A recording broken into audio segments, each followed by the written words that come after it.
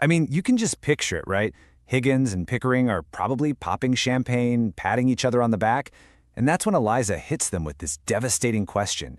They gave her the tools to be a lady, but they never once stopped to think, what's she going to do with her life after our little game is over? And then we get to the turning point.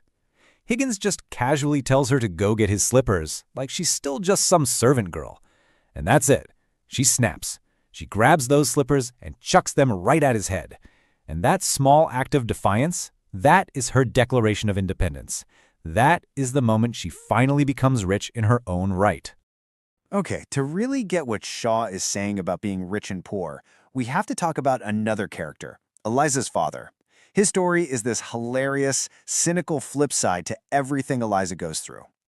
So Alfred Doolittle, he's a dustman, and he's got this whole life philosophy. He proudly calls himself one of the undeserving poor. He doesn't want your charity, he doesn't want responsibilities, he just wants to be left alone to live his life free from what he calls middle-class morality.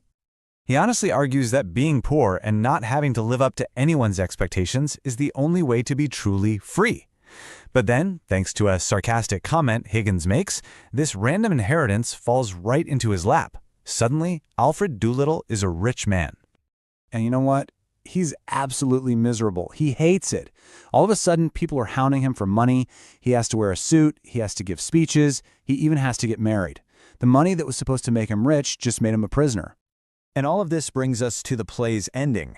And if you're expecting some kind of fairy tale romance, well, Shaw had other ideas. Yeah, Shaw flat out refused to let Eliza and Higgins get married. He said it would be a complete betrayal of her character. I mean, think about it. Why would a woman who fought so hard to become her own person just turn around and marry the guy who treated her like a project? In the end, Eliza's real victory isn't landing a rich husband. It's becoming her own woman. Her real wealth, the thing that truly makes her rich, isn't the fancy accent or the nice clothes. It's the independence, the self-respect, the dignity that she earned for herself. And so, that's what we're left with, this really tough, thought-provoking question. Eliza gets her independence, but she loses her old life, her old friends. She's sort of an outsider everywhere she goes. Shaw shows us that becoming truly rich, rich in self-worth, is a massive change. And any big change, well, it always comes with a price.